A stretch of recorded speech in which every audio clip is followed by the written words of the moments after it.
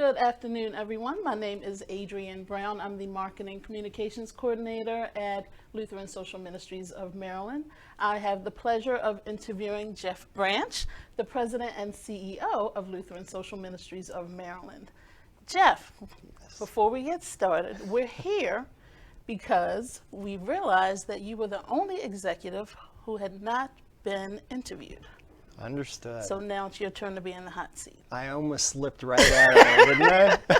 You tried, but we saw it. For those who are unfamiliar with the leadership interviews, they're a mix of professional and personal questions so we can get to know you a little bit better. Okay. So before we get started, we'll start with some softball questions. Okay. You want to share with us about your family? Sure, be happy to. So, I have 5 children, a lovely wife, of course, who really keeps us all in line, I have to admit. But 5 kids, they're from 21 down to 6 years old, and quite a span. My oldest is about to graduate from college, so we're thrilled about that. My second oldest is going to college this year, so. Quite a bit of a different span. And what colleges, if you don't mind me? So Virginia Tech for the oldest, okay. and Radford University for the second oldest. Okay. So they'll be about a half hour away from each other, which will be nice because they're very close. But as you can imagine, it's it's always interesting because I go from a conversation with a 6-year-old to a conversation with an 18 or 21-year-old, which at times is very different, as you can imagine. And at times we have to take a pause from one of those conversations or the other if somebody else is present. But nonetheless, terrific family and all very close knit and very, very pleased and very happy to have them. Well, so, good. Yeah. Good. I'm sure they're happy to have you as well. I hope so. So what about your wife? Where'd you meet your wife? So my wife and I met through work years ago. We both worked in the healthcare industry. As I would say, and most husbands that are smart would say, my wife is far smarter than I am, and and keeps you grounded. We have that in common, but I will tell you that it's rarely a conversation at home in terms of what happens at work. We have very different perspectives on senior housing, very different perspectives on healthcare as a whole, and that can be very entertaining at the same time. You try not to bring a lot of work home with you, so.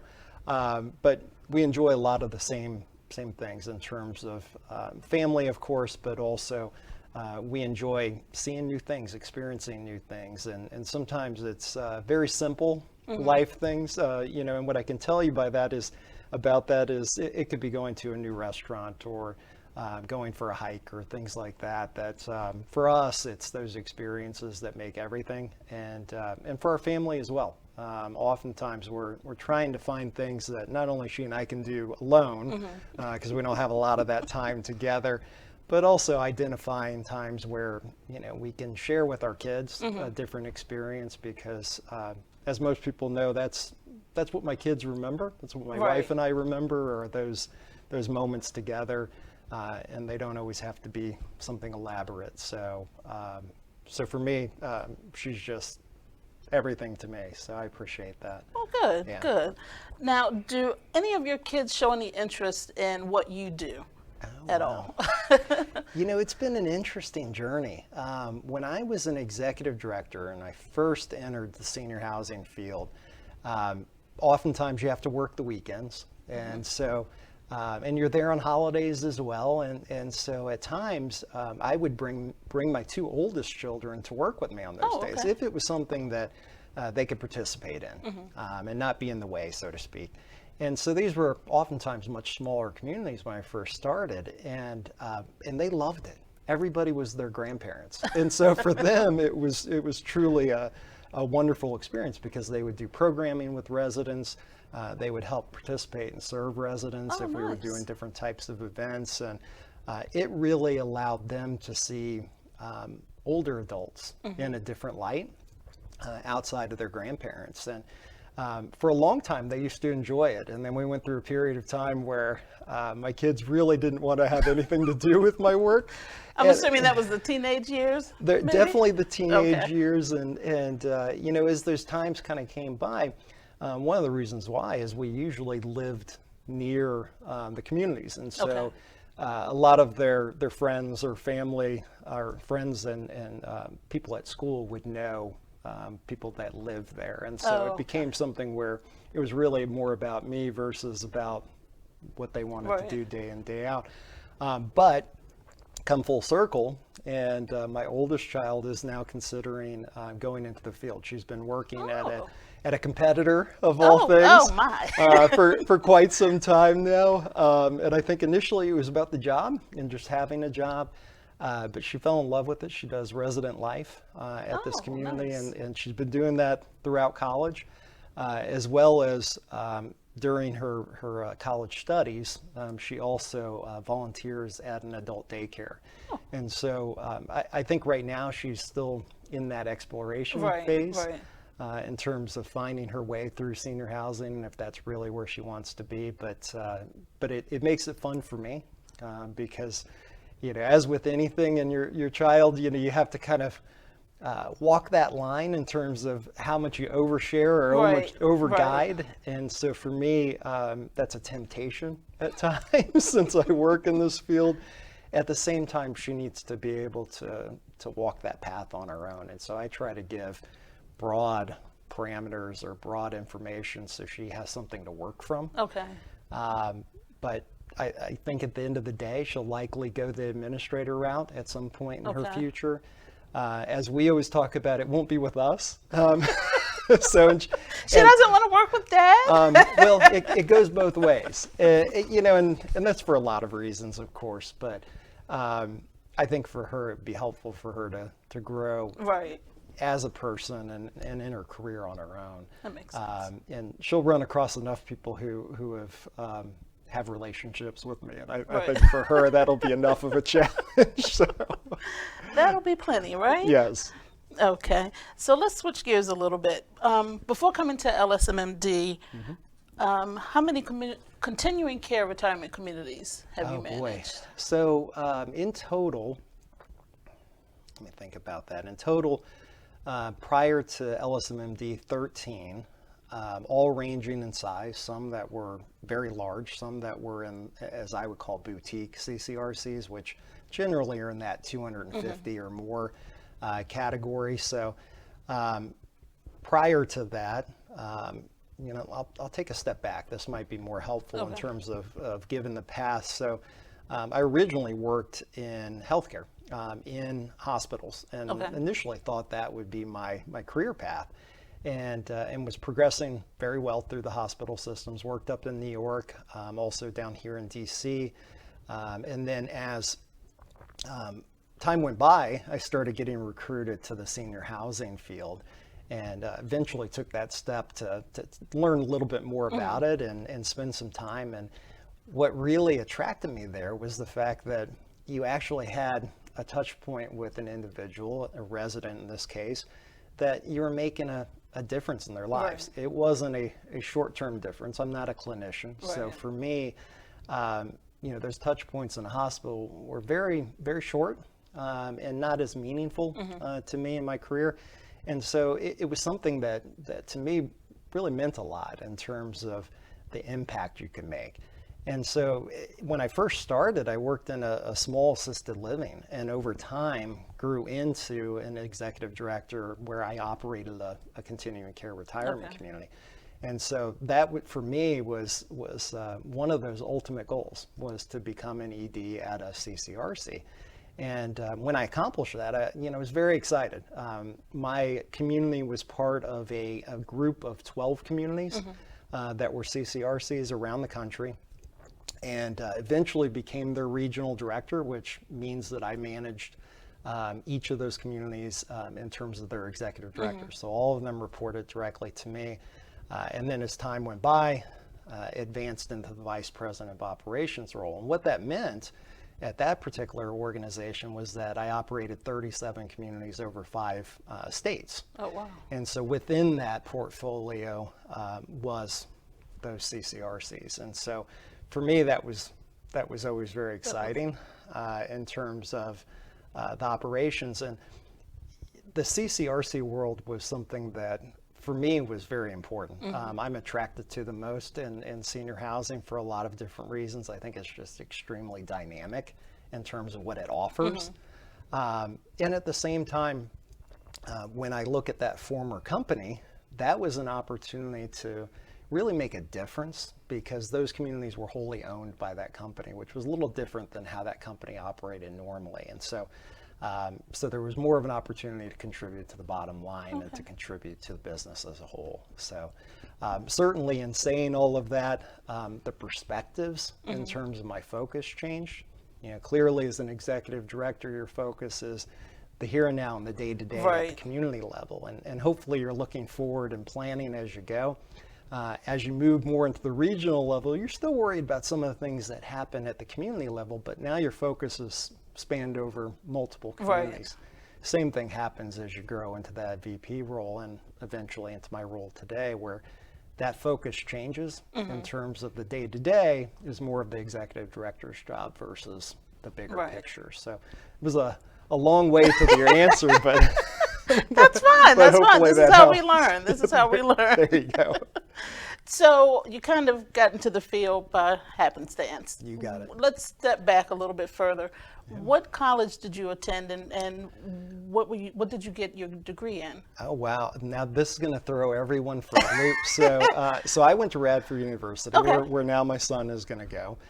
That was where my undergraduate degree came from, and that was in criminal justice. So that throws everybody for a loop, and we could talk about that on another day. Well, no, I think actually it kind of probably fits in with everybody else. You graduate with this degree, and then you find yourself elsewhere. So, well, you know, since you said that, I'll just say it real quick. Is that so? You know, when I graduated, you know, there were certain ideas or aspects of that field that really interested me. And back then there was no internet, at least in terms of the way we use it today. And so looking for a job and finding a job was an experience. You know, you had to get out and get the application, fill that out. You waited for a period of time. You hoped that somebody would call you. Very different than today. And certainly the demand in the market was very different when I graduated from school. And so with that, there was less opportunities out there. I ended up moving from Virginia to New York City, and it was truly about jobs. There were more opportunities that seemed to be there, not necessarily in criminal justice, but just having a job. For me, after a few months, I really just wanted to be able to work in a steady job that wasn't, you know, a 9 to 5 necessarily at Lord & Taylor or McDonald's. You know, I wanted to get my career started in some field. And so I ended up working on Wall Street, believe it or not, at Royal Bank of Canada. And so I worked on Wall Street and was there for a little less than a year, but it was something that it was clear that that end of the business was not for me. I worked in their audit department. And what it ended up being was a great leapfrog or leaping board or springboard to where I ended up, which was at Memorial Sloan Kettering Cancer Center. You know, I was working there and I started getting recruited because of the fact I was working in the audit department. And mind you, I wasn't an accountant, didn't have that experience. It was the fact that I worked there, and the hospital recruiters were just very adept at identifying people within the city that were working in certain places and tapping them. And fortunately, I was able to apply there. Ended up becoming an auditor, believe it or not, at Sloan Kettering. And the difference, you know, at Sloan Kettering, which really brought me into healthcare and changed my perspective on everything, is that their training program was 3.5 months long. And so I didn't touch an account for 3.5 months, not a live account at least. I had extensive training. There were multiple tests that occur throughout that before you can actually be employed there. And for me, it was something that you could tell there was a true investment in the employee. They wanted you to be successful, but they also demanded a high level of skill. And they trained, you know, everyone that was there, and not everyone made it through the program. But it was something for me that really introduced me to healthcare in a very different way. If you know Memorial Sloan Kettering. It's world renowned in cancer health. And the way they treat their employees is very similar to how they treat their patients. And what for me was truly life opportunity is because as you're there, not only did you get that training and introduce yourself to a career, they also made sure that you were involved directly with patients. And I don't mean on the phone and talking to patients. That wasn't really my job. However, it was in terms of you had to go to the hospitals. You had to experience it. You had to go work in other jobs. And part of the reason why they did that is they wanted you to understand the importance of what you did. They wanted you to understand that you were touching somebody in some way. And in this particular case, many of them were going through very challenging times in their life. And so they wanted us to have the empathy, number one, for those patients. And so every quarter, we spent time at the hospital. And it was in different jobs than we were doing. And it was part of the expectation. You did receive some training in those roles, but you were introduced to patients, clinicians, and for me, it opened up the doors to something completely different in my mind in terms of where my career could go. And really appreciated it. And so it was a great experience and enjoyable living up there as well. But after leaving Radford University, eventually went to Virginia Tech for grad school. And so both my kids are at my alma maters. I see. And that was in public administration. So I have a master's degree in public administration. And along the way, I've gone back for a number of certifications and things like that outside of administrator licenses and things like that. So, yep. All right. So we're going to jump into LSMMD. This is a very popular question. Okay. When will the corporate offices be moving? Oh, that's exciting. And where? Well, I'm going to step back about 2 years ago, I think it was. So about 2 years ago, we first announced that we were going to start looking for a new corporate office or a home office. And at that time, part of the thought was, where should we go? Where should we be in the future? And in my mind, it was always Westminster or Carroll County. My preference was here in Westminster. It's where we were born and bred. I think it's important that we continue to stay close to our roots. We have a strong base here in terms of not only our team, but also families and other folks that are associated with our organization. And so for me, that was a great opportunity to look. Unfortunately, at the same time, pandemic comes around, and we put some of those plans on hold while we continued to look. It was more of a passive process, and so I've been asked many times, well, why does it take so long? Our focus has been not only on the pandemic, but it's been on the many construction projects at both the communities, and so our priorities have always been there. We're now at a point where we can start to think about moving. So we have identified a location. It is in downtown Westminster on Main Street. Very excited about that. I've been asked to tell people when exactly that'll be on multiple occasions, and I'm not dodging the question. We've had some moving parts, and part of that is that some of this is a process, as you know. We don't own the building that we're moving into. We're leasing the building. We do anticipate we'll be moving in the fourth quarter. Once we have a solid date, I'll certainly provide that. Right now we're working through all the final details there, but also working towards some of our moving plans as well. So, will residents be able to meet with some of the team members there in person? That's a very popular question, I can tell you that. The answer is yes, simply. And we're always going to strive to meet residents where they're at the communities, but will it be a secret place that nobody is allowed to go? No. We, of course, would welcome residents to come there. It's an open environment. It's office space. Clearly, if we have something planned, we would love to know in advance before folks visit. We will have limited meeting space, so that's why that's important. However, Like I said, they're always welcome. Residents are always welcome to come. Okay. Yeah. So what are the plans for the 300 admin building Oh boy. once the corporate office moves? You know, this is what I'm reluctant to talk about, and I will, but I'm reluctant to talk about it only because it sets expectations of when. But what I'll share is that when we exit that space, there'll obviously be some open office space that's there. The 300 building as a whole needs renovations and needs updating, and that includes those office spaces.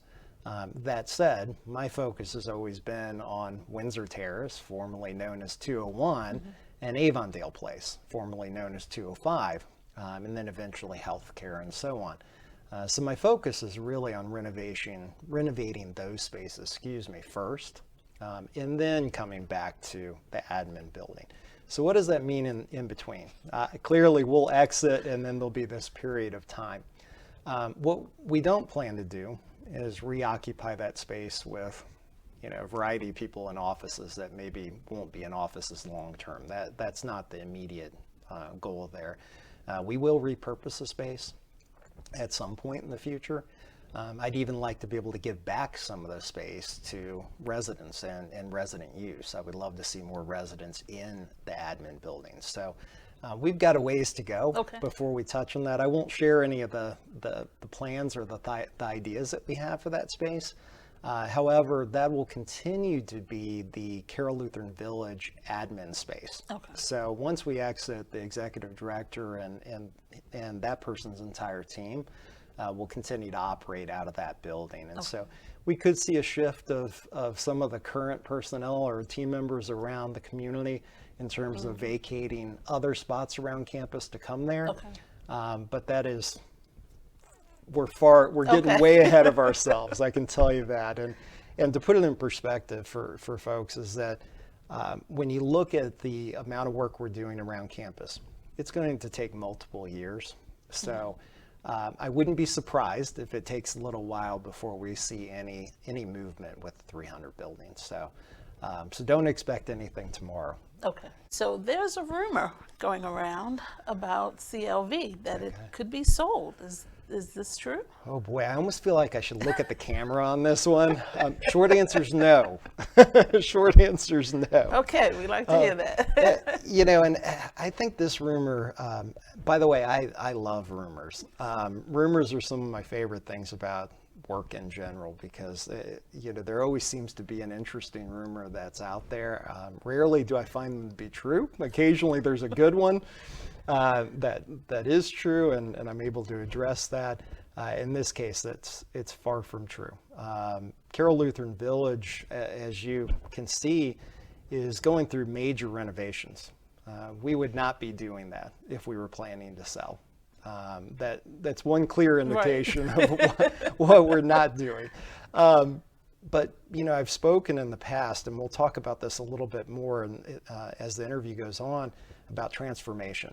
And I think that's really important to touch on when it comes to Carroll Lutheran Village, and gives everyone an idea of our commitment here. And certainly we have some opportunities to grow within this environment and to improve.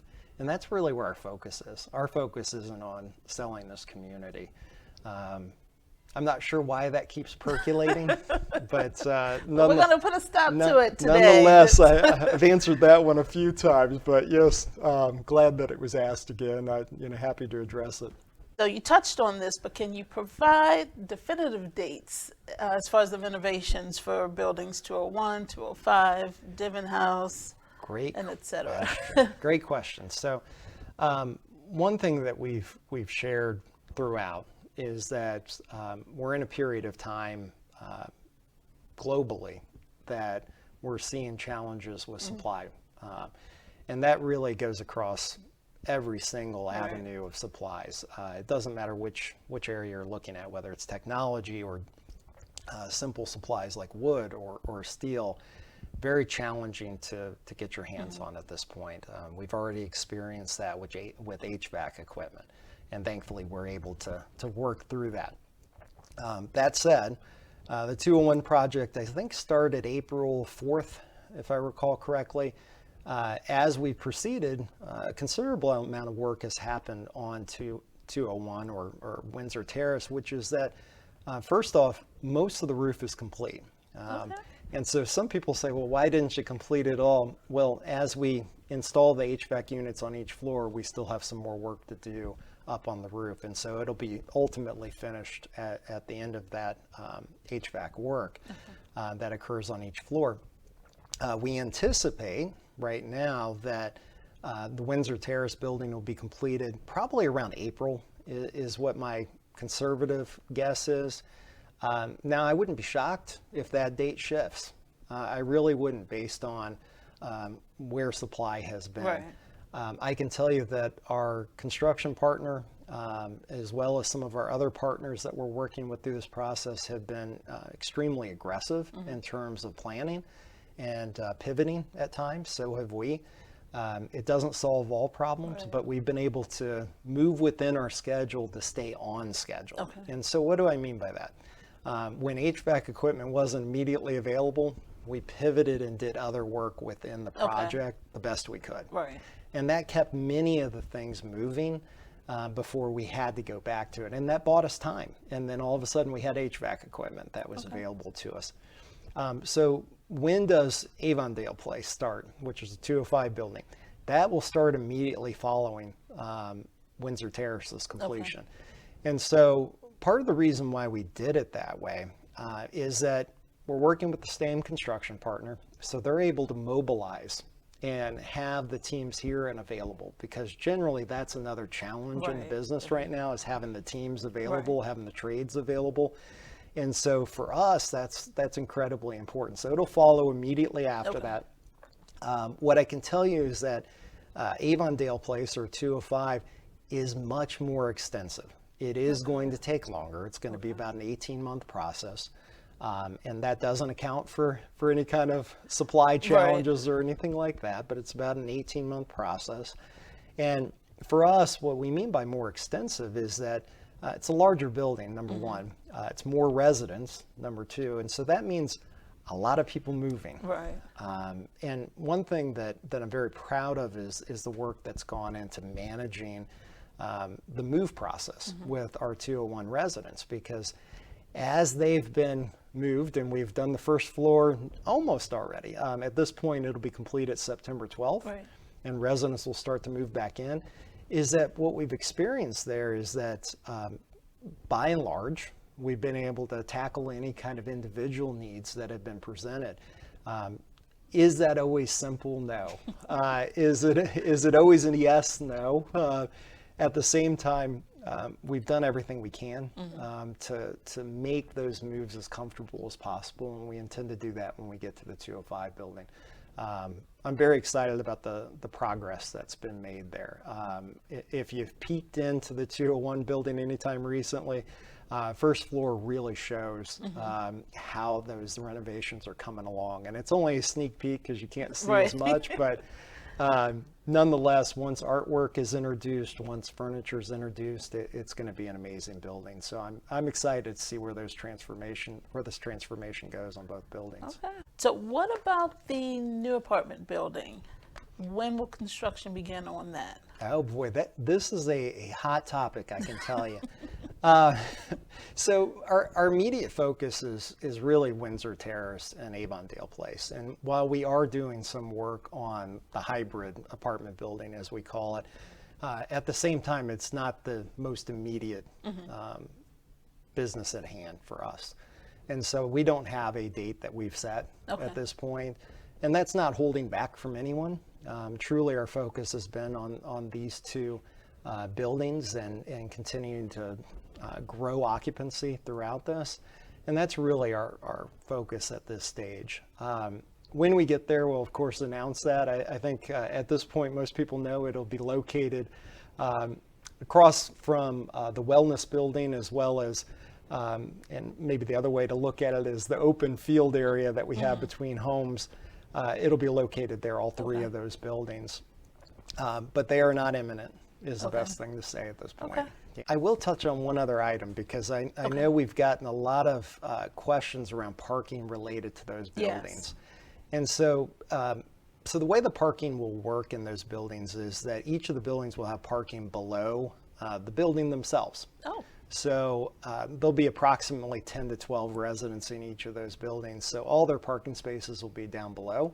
And so they won't be occupying spaces that currently exist around campus. In addition, adjacent to those buildings will be some parking spaces that will be created for those areas. So we have done a number of studies in terms of how that impacts things here on campus, and it's a pretty small impact in terms of traffic, because again, we're talking about upwards of 36 apartments in total across campus. So not a large number, and it's also something that for us doesn't add a large degree of impact on our culinary services. Right now, in fact, when you look at the level of tickets or meals produced in those spaces, it's far below what our capacity is. And so while I recognize that somebody listening may say, what about on these nights? You know, put an individual night aside or an individual restaurant aside, there's additional capacity across all of our restaurants to accommodate. And the other thing that we know about hybrid apartments is that hybrid apartments generally attract a younger resident, and oftentimes that resident is still working. And so what we've seen across the country with this product is that those residents tend to have less of an impact on services across the board. They tend to not participate as much in terms of culinary services or resident life. And that's generally because they're still working during the day. And so it makes it a little harder for them to participate in some of those things. So, what is your long-term vision for CLV? Long-term vision for CLV. So, you know, I think that it's multifaceted. It really is. And we start with the transformation I mentioned earlier. And I've called it several different things over the last couple of years. I've called it a transformation. I've called it a reposition. I've called it renovations. Realistically, it is a transformation. It's all those things together. But and what do I mean by that? So this community was built more than 40 years ago at this point. There are many areas of the campus that were dated, frankly, that had long needed to have major renovations. And so we created plans to begin to update those spaces. And when I talk about updating the spaces, I'm not looking at carpet and paint typically. If you take the Windsor Terrace building or Avondale Place building, they needed major renovations, down to the studs, if you will. And so that entails a lot of planning. It also entails a lot of work and money to boot. So when we look at what that vision is, part of it's the repositioning of this campus. And the way that I look at that is not only through updating these spaces, but then taking it to a next step. So who are we? And we have a long history of who we are. And I'm not talking about our mission or being faith-based. That should go without saying. We'll always embrace that end of who we are. But how can we then show ourselves in a different way in the senior housing field? And so part of that is through resident life initiatives. Part of it is through culinary initiatives. And we still have a lot of work to do in those areas. And frankly, to some degree, we've postponed some of that work during COVID. But now that we're seeing opportunities to start spending more and more time together, and a lot of times unmasked, it allows us to really dive into some of this work. I can tell you that when we look at resident life and when we look at culinary services, it's not as simple as saying we want to do a certain program. It goes much further than that. We have to have some purpose behind it. We also have to have long-term vision for it. And that's really important that we're putting that thought process in place. And a lot of times that starts with some ideas that are generated locally, maybe from residents, but also through our team. But it also comes from industry trends. It comes from things that we're seeing that could add long-term benefit, not only benefit our residents today, but residents of the future. Right.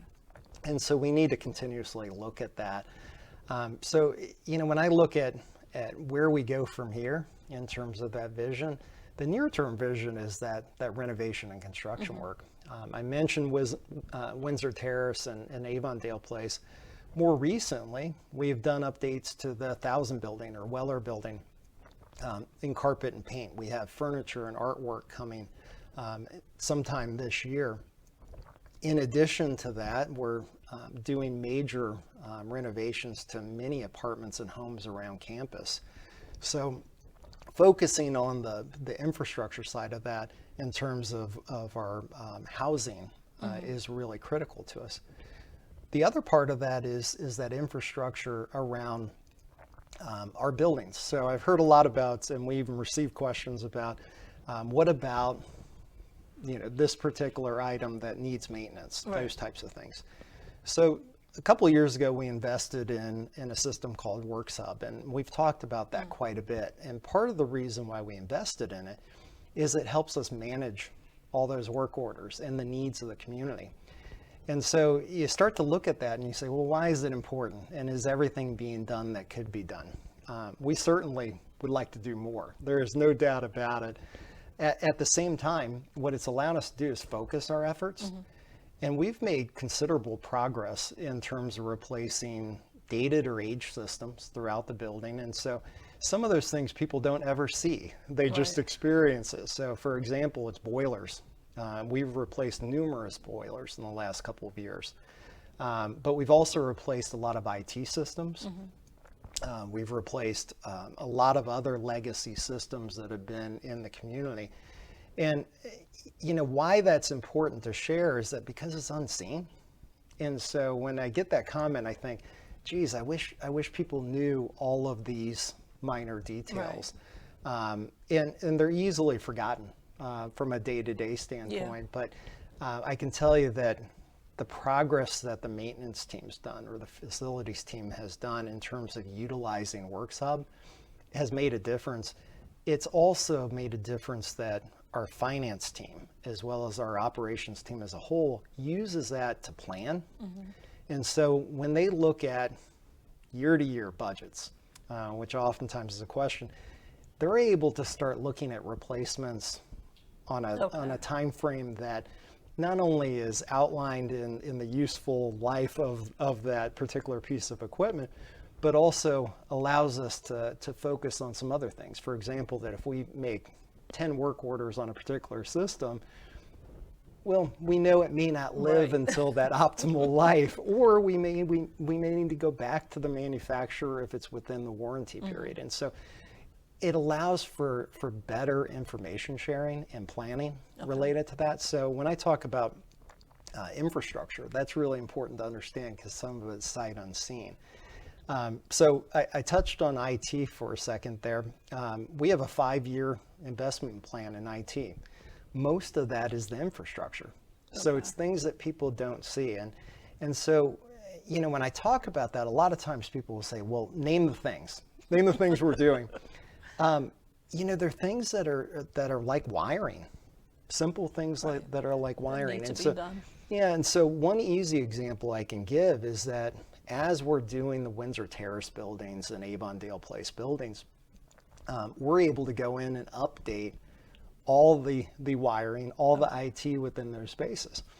So that improves basic use of the Wi-Fi for our residents. But it also improves our system in terms of how communication is shared, security, all kinds of things along those lines. It also allows our team to function more effectively.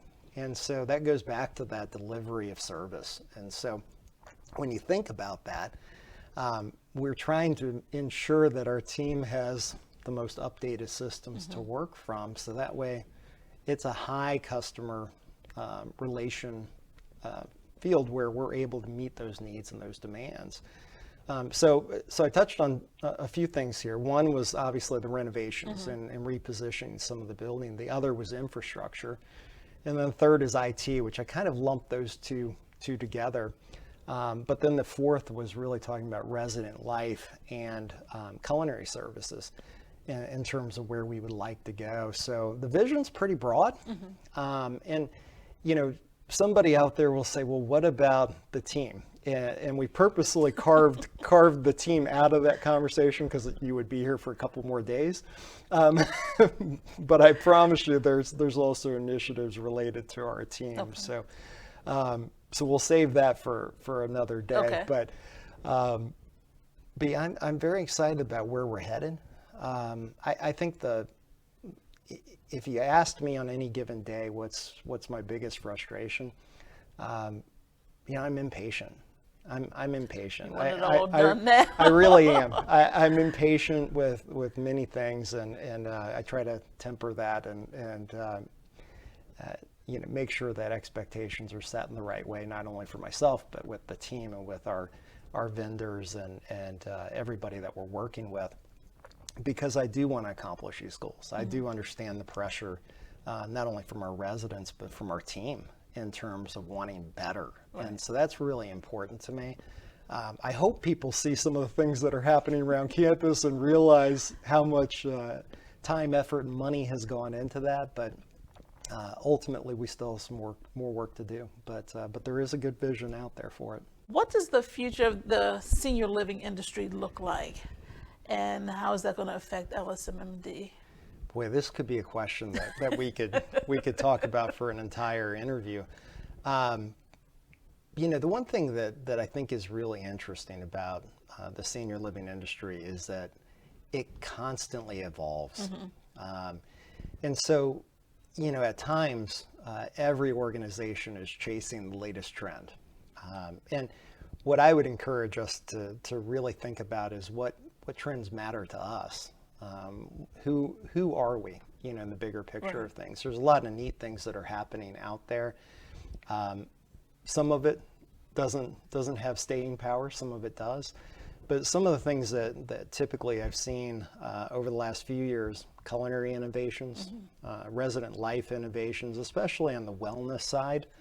And when I talk about wellness, oftentimes it's not only in your mind health, your brain health, but it's also in education, because I do believe as older adults, or really throughout our lives, we continue to learn. And so it's creating those opportunities to learn. And oftentimes I give the example of, some of those things like Reiki, for example, if you're not familiar with Reiki, that it may be something you've never done, but I think it's part of our goal to introduce those types of things. And so wellness is one of those big things that I think intrigues us all. And I think, it's an area that we'll focus more on. Outside of that, it's green trends, green initiatives. Obviously we have focused on a number within our communities. Right. We continue to look at some others, and I think that's been a really popular one for a lot of reasons. And clearly it has an opportunity to make the planet better. Clearly it's a great marketing opportunity. Clearly it could save money, but it's also something where you have to do those things that make sense. Right. And so I've oftentimes been asked about solar as a whole. Is this cost effective? And trust me, there's a lot of analysis that goes into determining, does this make sense for your particular organization? And in some instances it doesn't. For us, it did, right. and it's a huge benefit. Outside of that, we're seeing a shift in senior housing from a care perspective, primarily away from skilled nursing, more to assisted living and memory care, more to in-home services. Skilled nursing, for years has been a tough environment to operate in. For us, it's extremely important because it's part of our continuum. It's part of our value proposition. At the same time, it is challenging to operate, and primarily because of payer sources. Right. Continue to go the opposite direction that you'd like them to see, pay less and less, while team member salaries go up and up. But then just the cost of care continues to rise as a whole. But we're also seeing hospitals shift away from, sending referrals to skilled nursing communities. So it is a tough building to operate, or tough industry to operate in today. If you were building one from the ground up, it would be a real consideration if you wanted to go into that role. Okay. From a home health perspective, there is probably 4 or 5 different ways to cut that and to look at how you can be involved in that field and what your organization should be focused on there. From a memory care perspective, memory care continues to grow. And I think we've all seen numerous research articles that are out there. And I can tell you that is a field that we need to continue to focus in, not only for our current residents, but the future. We will see a major wave of residents coming our way that'll primarily need memory support. Right. And so we need to rise to that occasion. From an independent living standpoint, I talked a little bit about wellness initiatives, culinary initiatives, but we're also seeing advancements in information technology. This is one that's tricky, I think, because when you look at information technology in senior housing, what does it mean? If I asked 5 people that question, they would give me 5 different answers. And so one of the things that we need to decide as an organization is where should our focus be? And that's really important to define, because it's easy to get brought into a scenario where you're too thin to provide support to a number of different initiatives IT-wise. And so can we provide IT services to residents? No. And there's a number of reasons why we can't do that. That said, if we're looking at residential life or independent living, can you create smart homes? And that's something that a lot of people are investing time and money in doing. But I can tell you that every single provider is doing it differently.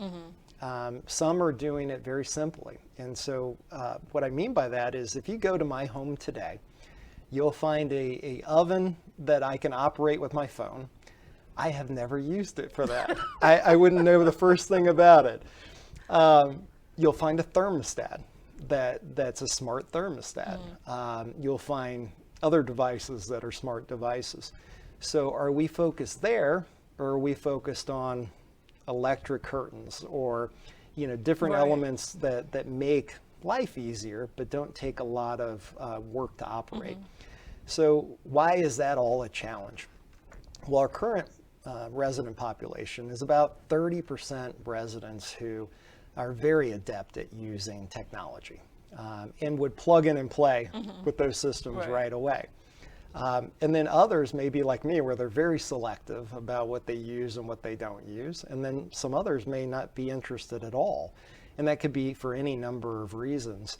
And so then comes into the factor of, well, how much technology do you put in there that would require information technology team members to manage for that person? And how many would be able to just manage themselves? And that's a critical question.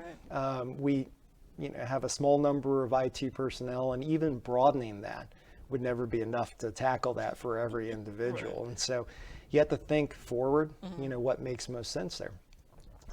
And I started with resident life in IT because I could talk about care settings in IT, and that is kind of the same conundrum, but in a different way. So do you involve Alexa?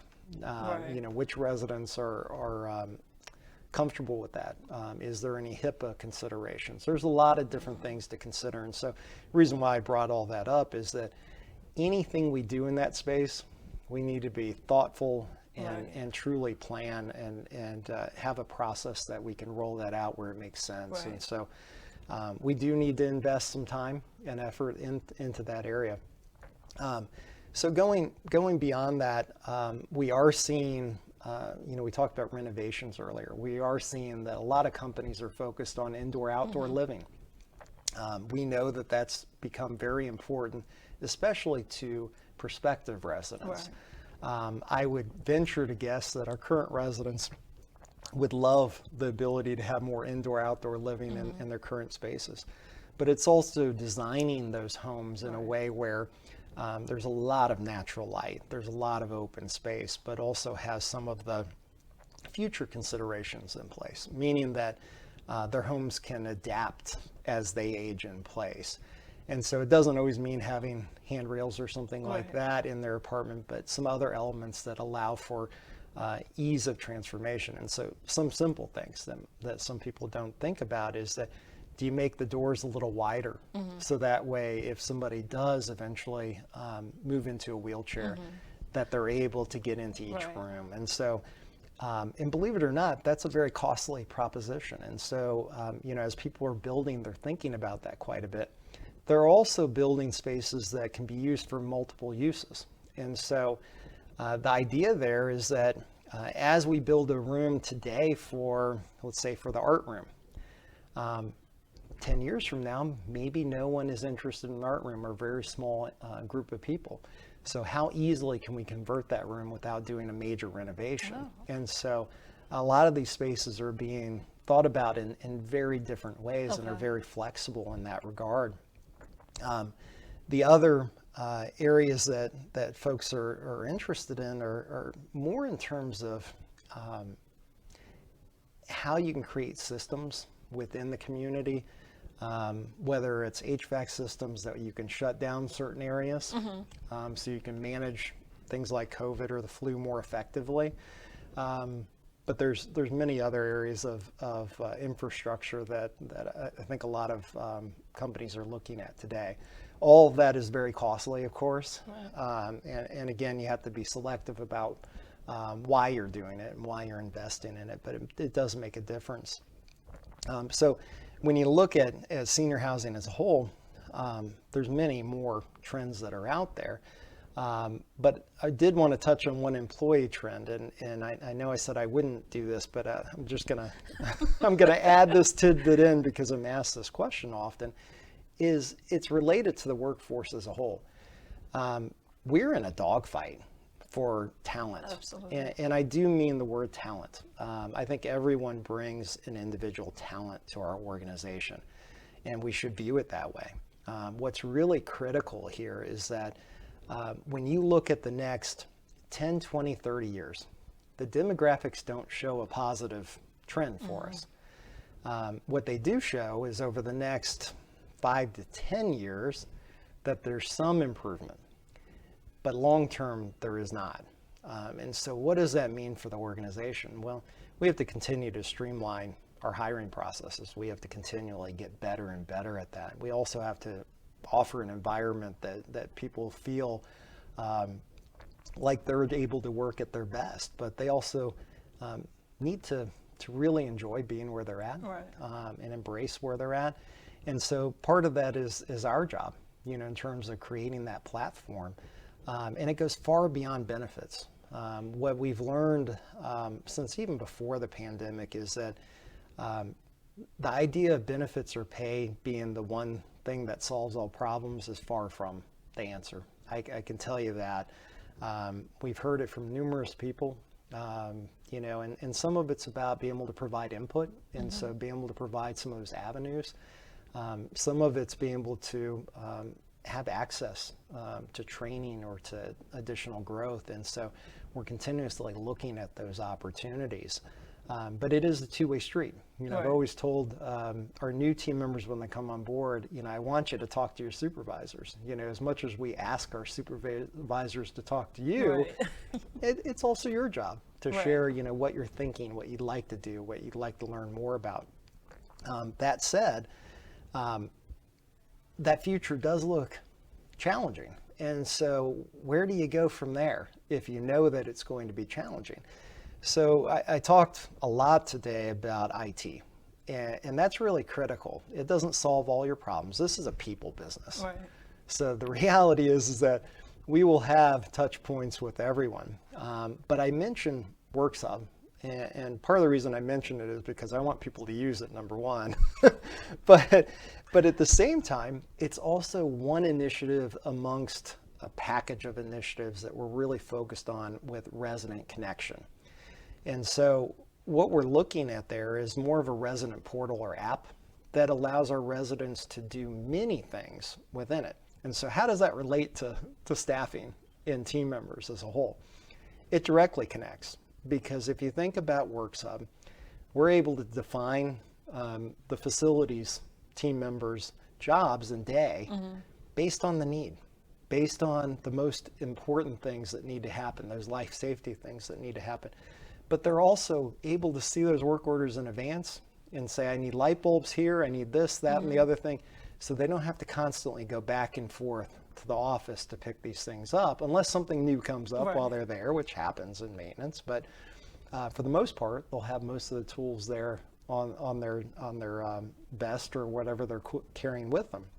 So if you move into some of the resident app in terms of what other services could provide, well, transportation, you know, if we don't have someone calling the transportation person all day to set something up, it simplifies things. And we're not saying people can't call. That's not the message. We know people will want to talk to somebody at the same time. But I know when I reach the period of time where I can move into a senior housing community, that it would be great to look at my schedule, whether it's a doctor's appointment or I want to go to the grocery store, and schedule that transportation and not necessarily have to get on the phone and talk to somebody. Every phone call takes time. And I hope it does, because I hope our team engages the individual.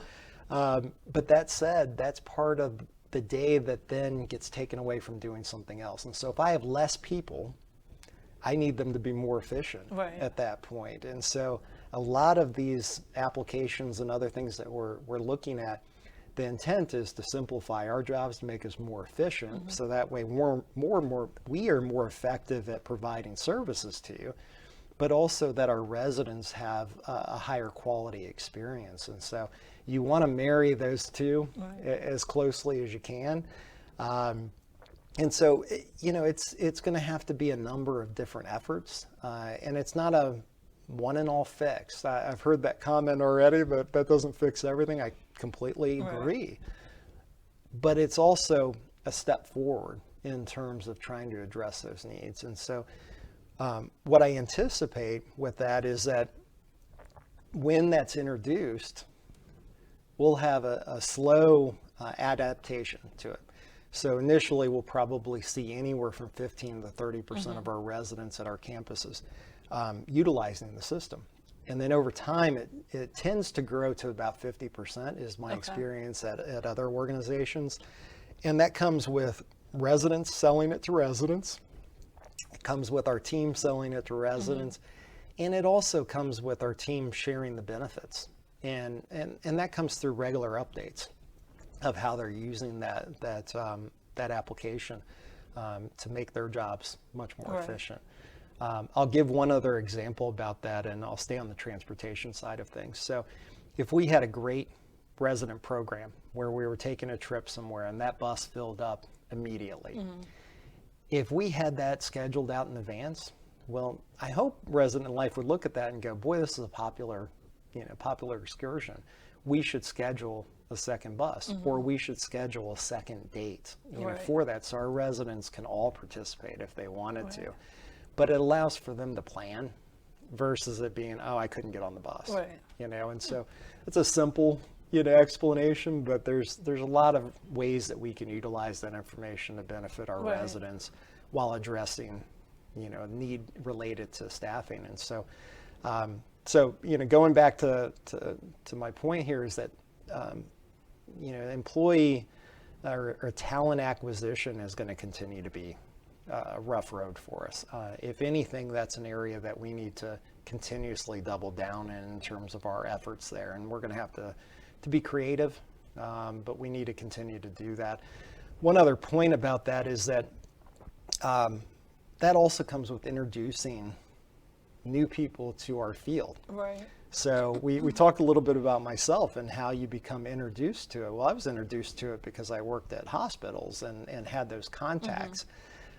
There's a lot of people who, if they're going to school, they never know that we exist, or they have a different image of what we are in their minds. And so we really need to focus our efforts as an industry in terms of educating schools and other entities in terms of what we are and what kind of career paths we have. I can tell you that the kids that we give scholarships to, and thank you to the residents for generosity there, because it is tremendously meaningful. And we saw it this week in some of our ceremonies, and we see it every year.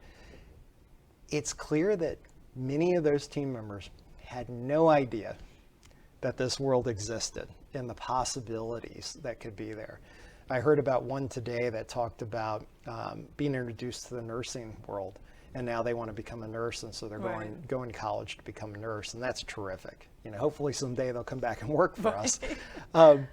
But I know, right before the pandemic, I was presenting to the group and thanking them for all their efforts and thanking them for being there that night and thanking our residents, of course. And one of the things I said was, how many people here are going to get an accounting degree or business degree? Lots of hands shot up. And so I started talking about every business job that they could get here. And you could see them all kind of looking, and then their parents kind of raised up. And so then I started talking about some of the other things. I talked about marketing and PR. And it was surprising even then, and these are kids that are here part-time, it was surprising even then how much education that we need to do as an industry. And any opportunity we get, we should be doing that, because we can open the world for folks. It's a different path, and it's about giving that first really quality experience like some of these kids have had. So hopefully that helps. There's a whole lot more, I can promise you that, in trends. It's a big topic. It changes consistently. It's funny that you mentioned that, because I just spoke to someone recently who was job hunting, and I said, have you ever thought about senior living? It's more than just what you're thinking, resident, life and that type of thing. But, if you're into marketing, if you're into finance, thank you. Well, yeah, I mean, when you think about that, most people think of the care setting. Right? That's pretty much. They think of care first, and then they don't think of much else beyond that, and maybe resident life. But even resident life, when you start to open that gamut of all the things you could do,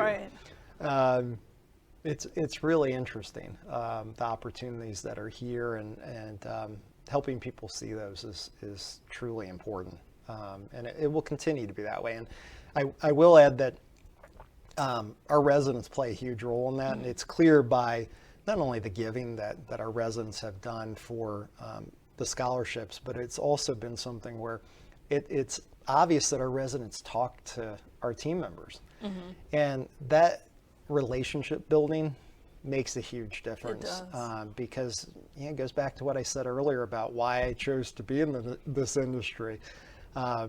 I wanted something that made a difference in my life, and so I think that and where you could give back, and I think many of those kids are trying to figure that out. And so at least open their eyes to a possibility, and the residents help do that. What has been your most challenging task since working at LSMMD? Oh boy. The easy way out on this would be to say the pandemic, and I'm going to resist that desire to go the easy way out. I'll just say this about the pandemic. I think it's allowed us to become much more agile in terms of who we are as an organization, and showed us that we can pivot when we need to on a dime. And so if anything, I've always looked at it in terms of the positives that have come out of that. But that really hasn't been that area of focus for me. It's been more around construction efforts. They're considerable. We have a considerable amount of investment in terms of time, effort, money, not only here at Carroll Lutheran, but also at Lutheran Village at Miller's Grant. And I think that anybody who's been part of a construction process, large construction process, understands that it takes many months and sometimes years to accomplish. Not everybody does. And so that's something that for me has been a fairly consistent focus for me. I can tell you it started in August, which was a month after I arrived in 2019.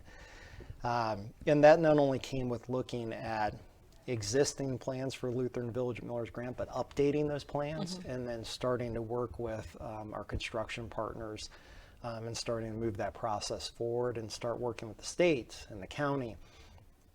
It's a considerable amount of steps that have to occur to get where you're needing to go. In addition to that, when you look at Carroll Lutheran Village, we have some of the same hurdles, not only with the state, but with the city and the county. But you also have financial obligations. You also have the planning that goes into this and some of the deeper thought around these buildings. And so when you look at Windsor Terrace or Avondale Place, for example, both of them are two of the oldest buildings on the Carroll Lutheran campus. And so when you look at that, there's some infrastructure related to those buildings that's unique and quite aged and quite difficult to then plan around in terms of construction. And so that process has been challenging at times. At the same time, we've found ourselves in a place where we're feeling very confident about where we're headed there. Same thing can be said about Lutheran Village at Miller's Grant. When we started looking at the existing plans, there were a few elements that I felt were missing. One was when you looked at memory care. It didn't exist in the Phase 2 plans. And I thought that was a mistake on our part and something that we needed to remedy as quickly as we could. I know that's a need there. I also know it's a focus. But we also needed to take a harder look at the healthcare additions that we were planning to make, not only in skilled nursing, but assisted living, in terms of making sure that we were adding the right number of beds, not only to care for current residents, but as people continue to move through the continuum, what that would look like. And we've used a lot of different metrics to look at that and understand where we're headed. But it's really important that you don't overbuild that because healthcare can be very draining in terms of the cost that it can to operate those beds, especially when they're not filled. So I had to be very thoughtful about that. But then looking at some of the other things, for me, the chapel was critical in terms of not only who we are, but frankly, I wish we would have built that in Phase 1. I think it's that important to not only our mission, but the expectations that need to be met within that community. And so, as we're looking at that chapel, we want to make sure that it has all the accoutrements that you would expect it to have. And so we're trying to accommodate all the needs and all the wants at the same time. I know we won't nail down every need and want, but I think we're moving in the right direction with it. And we've added resident spaces underneath the Chapel and Performing Arts Center. And to me, that was something that wasn't contemplated either. And I think that it's going to add not only spaces for our residents, but it's going to add spaces for our team. For example, with the team members, we're building a brand new break room. And the break room, we're trying to model it in a way where it's not Google-esque. It won't be quite like that. But we do want to create an environment where our team can go and truly relax and maybe have some fun. And so, that'll be with, nice painting to it, but also nice furniture available there, as well as, some games that people can play and do on their own or with a friend while they're on break. And it's about, creating a space that people are proud of and that people are happy to relax in and hopefully can get together. And so we don't have that. We have a lot of break rooms, but we wanted to invest in a way that really showed the appreciation to our team. So that it'll hold those spaces as well. We're introducing a new restaurant there, which we're excited about. So it'll be our fourth culinary venue at the space. So going back to your question, it's really about all of that work that's been challenging, really, and not in a negative way. it just, like I said earlier, Right. I'm impatient. So it's being methodical about it and working through it is really the challenge. There's a lot of other things that would be, things you could identify that are challenges at times, but we work in a business that changes nonstop. Right. We have people that change nonstop. We have team members that work all hours of the day. So there's always going to be a challenge or an opportunity. And the way I tend to look at things is that I get to do something versus I have to do something. Okay. And so, I think that mindset matters in terms of how I look at my work, but also the commitment I have here is that I get to do these things, no matter how challenging they are. I get to do them, and not everybody does get to do them. And I hope all of our team members look at it that way. What types of things do you enjoy doing for fun? Oh Are boy. you a risk taker? I am in my personal life. Oh, okay. I am in my, I would have no problem going skydiving. I would have no problem Really? bungee jumping. I have no fear of heights. So I wouldn't mind doing any of those things. I haven't done them, but it's just for lack of seeking them. But if they were right in front of me and somebody said, Wow. "You want to go?" I would go. I would have no problem doing it. I think a lot of my time and focus and energy has been spent with family. My kids are very diverse in terms of their wants and things like that. And so I'm oftentimes at sporting events. And so I truly enjoy that. I really do. I take a lot of pride in that. And my youngest is a dancer. And so that is an area I've never been introduced to. And I'm fascinated. It may sound strange, but I'm fascinated. And for those who are dance grandparents or parents, you understand what I'm talking about. It's a long day, but it's amazing. Right. I give those kids a lot of credit. They're really talented kids, but very different than sports, which certainly I enjoy going to be part of. But from a personal standpoint, outside of that, when I can, I like to sneak away and hike. And it hasn't happened this year, which I thought about the last week or so that I need to figure out a time to do that. I've hiked a large portion of the Appalachian Trail and intend at some point when I'm finished working that I hike the whole trail. I'm still trying to convince my wife to come with me. That's been a hard no to this date. I don't know that I'm going to convince many people to go with me. I think it's sleeping out on the trail that bothered her the most, but I've done that throughout my life. Really? Okay. I've really enjoyed it. When I was a lot younger, I would even hitchhike from place to place. So related to hiking, not in general terms, but you're a little freer when you're younger. But nonetheless, outside of that, I mentioned earlier, I really enjoy seeing new things, experiencing new things, and sometimes it's very simple, but I like getting out and trying to open my mind to different things in life, especially things that maybe I'm not as familiar with or I don't understand. And so that, to me, that's fun. It kind of broadens my mind and perspective. I still enjoy reading and learning. Read a couple of books last week, and so for me, that's an important part of my growth over time. And truly try to read things that aren't work related, but I find myself doing an awful lot of that, as well as my fellow coworkers would tell you. I send them things all the time to read. So, but yeah, I would say it's fairly broad. I love the gym. I go to the gym 5 days a week, and up at 5:30 and go straight over. I'm literally 15 minutes out of bed and I'm standing in a gym. Oh, so, wow, okay. So I really enjoy that. It's an opportunity for me to kind of let go and clear my mind, especially before I come to work. And usually what it results in is by the time I'm driving home, I have a clear idea of where I'm headed for the day. Okay.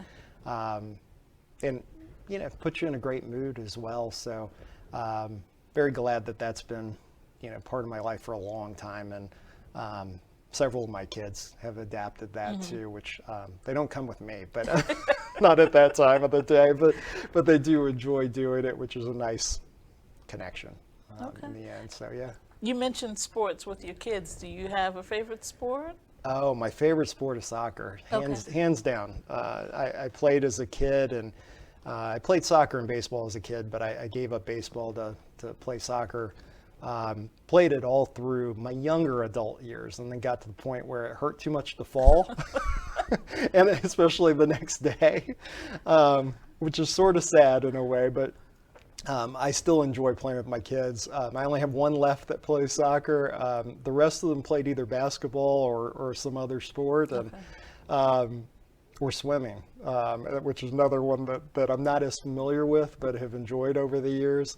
But I'm much more a soccer fan. You'll find me early Saturday and Sunday mornings watching soccer on TV, which is the benefit of being a soccer fan, is you get it out of the way early in the day, because most of the better games are abroad. So, but I like most sports though. You'll find me watching football during football season, and certainly baseball. And probably the least sport I watch is basketball, but that said, I still watch it.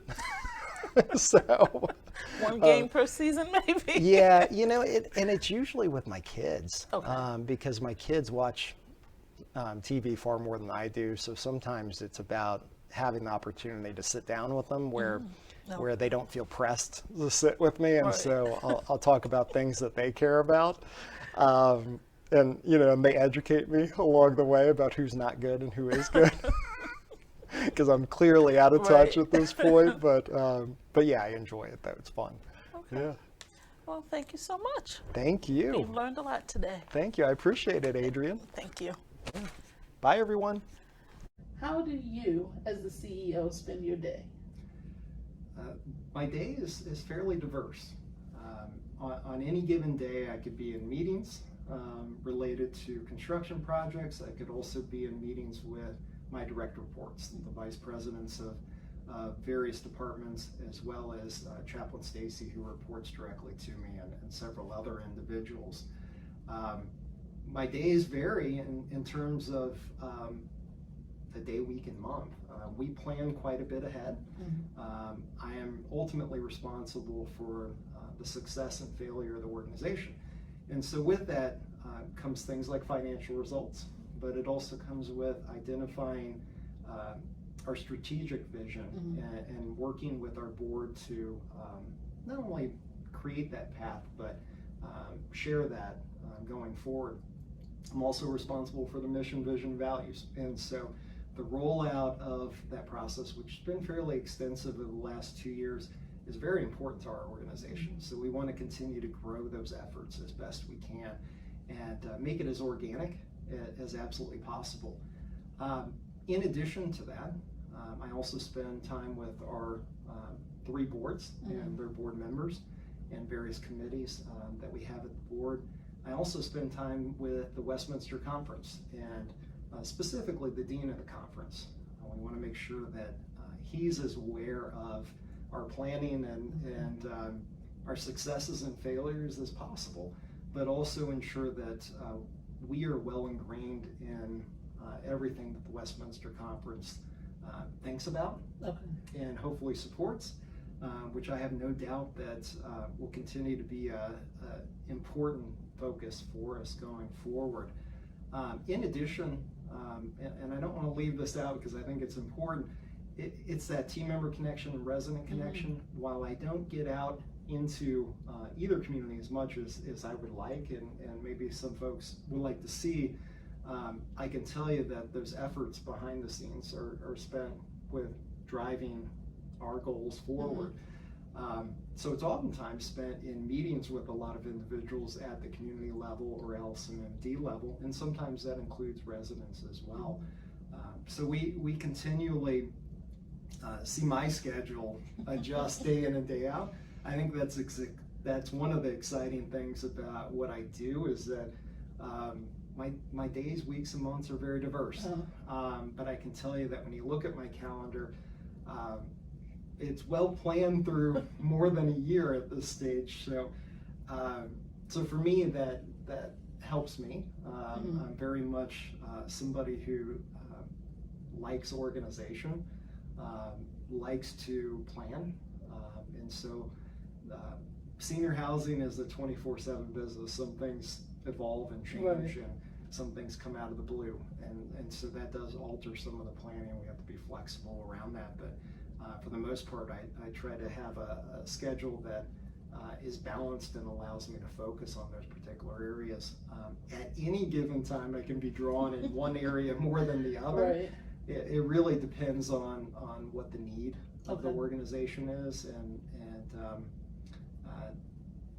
I think that question when folks ask, sometimes they would love to see me focused in one area or the other.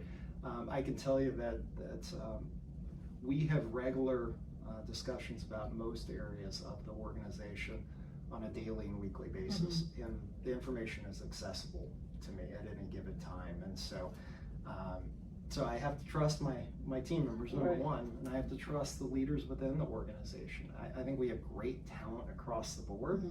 And so I'm fortunate for that I have partners in our vision to move this forward. So I'd be happy to have anybody come and spend the day with me. I don't think they would think as exciting as maybe some folks do. So what is the role of board members at each community, and why don't we see them? Oh, wow. So board members are volunteers. They are not paid. I can tell you that most of our board members have regular jobs, and so therefore they're not necessarily available to walk through the community, but Right. ultimately those board members are there to not only ensure our fiduciary responsibilities are met, but some other key indicators that allow our operations to run at a high level. Their job is to support and guide our team members. It's not necessarily to engage residents. Where that becomes challenging is I know a lot of residents are interested in knowing who those folks Right. are. It's not a secret. It's in all of our board minutes who those people are. And where appropriate, we certainly invite our board members to different events that residents will be at. But we don't intend to have board members commit to being at various resident events, those types of things. It's very challenging to maintain that consistently. And at times it can be very challenging for the board member, and so in other ways. But ultimately they're there primarily as a support to the organization from a team member perspective. So how does LSMMD leadership work with the community? So LSMMD and the communities are one and the same. And so since I've arrived here 3 years ago, one of the things I noticed was that there was always a conversation about, is this Carroll Lutheran Village or is this Lutheran Village of Millers Grant employees? We're all the same. Right. We all work for Lutheran Social Ministries of Maryland. It just happens that some of us are located at the community, some of us aren't. And so I've spent 3+ years now focused on removing that from the conversation in terms of trying to silo each entity within the organization. It doesn't allow for greater mission enhancement, and also when you look at our values, it's important that we're all connected in a singular way versus 3 prongs. So I'll say that to start. Okay. Where we work on a regular basis is that I noted earlier that we have vice presidents of each area. So that's human resources, finance, operations, philanthropy. We are working on a regular basis with community team leaders. We also have LSMMD team members at the communities. And so some work there on a full-time basis. They just happen to be LSMMD employees. On the other hand, some of those folks, like myself, come in on a regular basis. And so, our jobs from an LSMD standpoint is to help support the mission of the organization, but help our team members achieve their goals on a day-to-day basis. And those goals vary across the board, but ultimately it's to provide a platform where they can be successful. And so one of the things that comes up often is, well, can we be introduced to this person or that person? Of course. Will they be regular contributors in different meetings? Maybe, maybe not. It really depends on their job function. Right. And that's really important to note, is that our community team and leaders were chosen for the sheer fact that they're good at what they do. And so we want them to have the ability to operate within that environment and be seen as the leaders in that environment. And so sometimes I'm asked, well, which decisions does an executive director make, for instance, versus somebody else? And I generally answer that by saying about 95% of the questions that an executive director encounters in a given day, they're answering. Those 5% consist of major changes in terms of our processes or policies or just strategic direction. Okay. And so when you look at that, those executive directors are able to manage a majority of this. And I mention that just for the fact that contributes to the idea of LSMMD supporting those individuals versus coming in and asking them to, or answering questions for them, for example. So. Okay. Yep. So did the residents and team members have input into the phase two project at Lutheran Village at Miller's Grant? Yes, a considerable amount. This project, for those at Miller's Grant know, started prior to my arrival. So it was probably about 4 years ago. And I'm guessing at the time frame, I know that there were some early meetings between our architects as well as our team and residents in terms of gathering overall input in terms of all aspects of the project. And then when the project was on hold briefly due to the floods in Ellicott City, we put that on pause. We kept the information, of course, held that in our planning processes. And then once I came on board, I believe it was 2019 in August,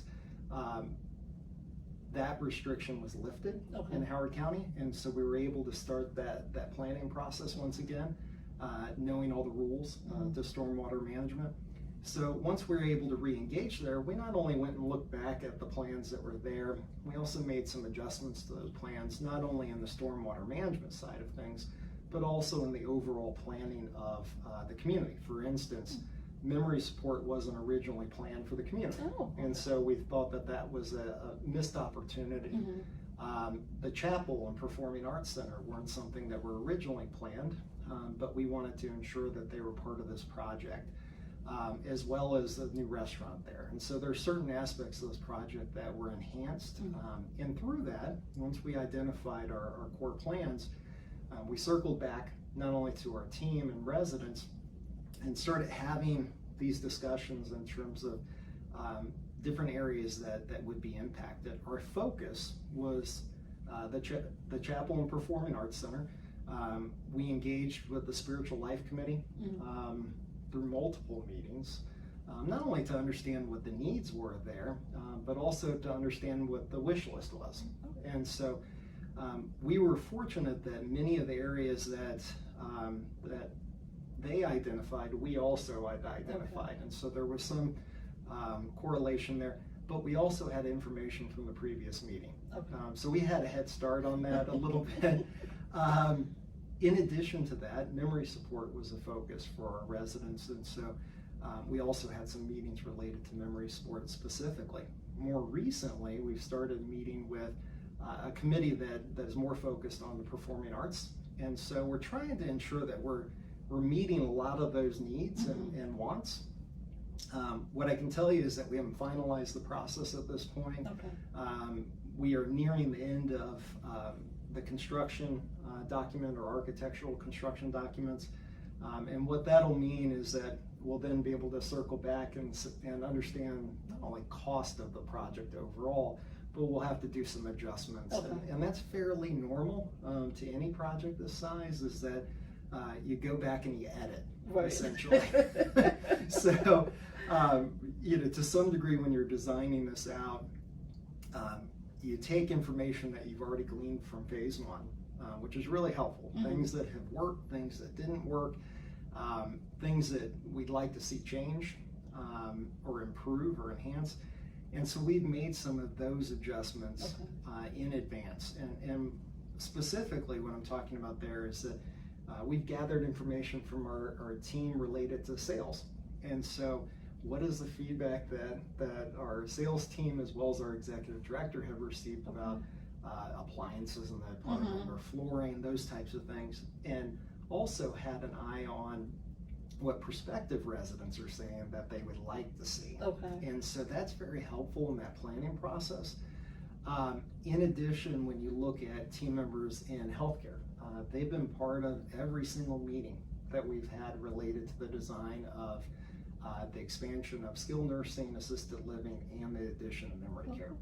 And so they've had an opportunity to weigh in on things like how much storage they need, where things needed to be located within a particular office, what is the best flow with the residents or with team members. And one of the things we've been focused on there is not only creating a great environment for our residents to thrive in our care settings, but also allows our team members to do their jobs very effectively and more efficiently. And so that's usually with targeting as few steps as we can to improve that service delivery, but also it allows our team members to do more in a shorter amount of time. So we're excited about that. I will add one other thing. We are trying to implement some elements to things like memory support, for example, in terms of memory garden outside, elements that really allow those residents that are there to experience the space in a way that captures them in the space they're at in the process of dementia. And that sometimes is very different depending on the stage of dementia you're in. And so it's trying to capture the senses and invigorate those individuals and raise curiosity in those individuals, but also do it in a way where it's safe and it's comforting. And so we're excited to be able to provide spaces that really support our residents in terms of their process of going through dementia. In the case of our new restaurant, we're excited to offer something that's very different than the current restaurant venues. It's an indoor-outdoor setting. It's something that we're really excited about here, just because it's something in our area where we can use 3 seasons. We'll also have an outdoor grill area that our team can use for special events, or for the restaurant as in itself, depending on the day and what they want to do there. So, and equally exciting is the outdoor setting. It's very park-like is the best way to put it. We want residents to get out. We want residents to enjoy the space as a whole, not just internally. And so it's a park-like setting where you can take a good walk. You can also sit outside and read a book. Or if you're going to the chapel for services, afterwards be able to go over to the restaurant and grab an iced tea or grab a pizza or whatever it might be. But the idea is that we're able to capture the overall feeling of a resort to some degree. And that's exciting to us. I hope it's exciting to our residents.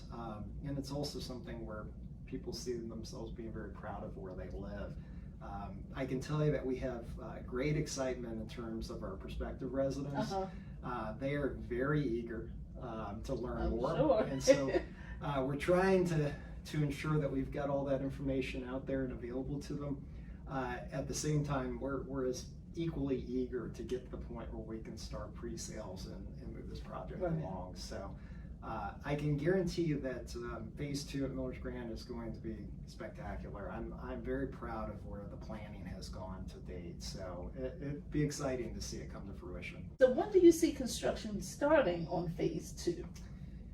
Phase 2, I've been asked this question a lot. I'm sure. And early on, for those who've been longer term residents, know I've answered this question at one point. and I was clearly wrong.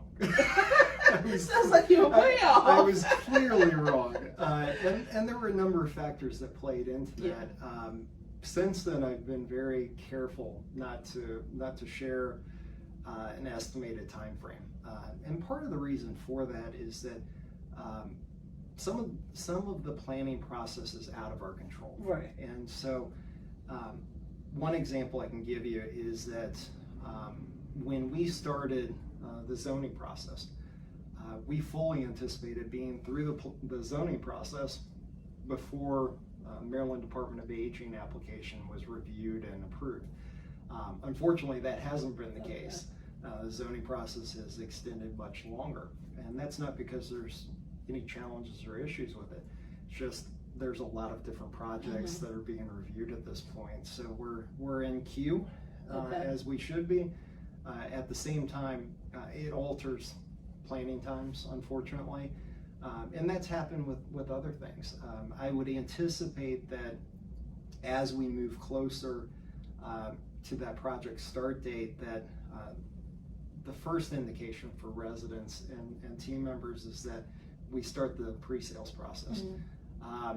That doesn't mean that a shovel in the ground is imminent, unfortunately. And there's a couple of reasons why. First off, we have to reach at least 67% of pre-sold apartments. And that's out of the new apartments, the new 55 apartments. While we do feel very confident in terms of our ability to sell at this point, I don't know the clear time frame. Okay. I can predict based on a number, a large portion of information that we have internally. And so we have an estimate of when that may start.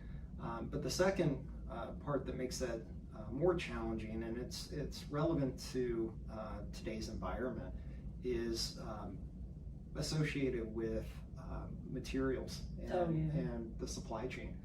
Unfortunately, we've already experienced this at Carroll Lutheran Village with some of our projects there, and those are renovation projects, whereas these projects are fairly from the ground up.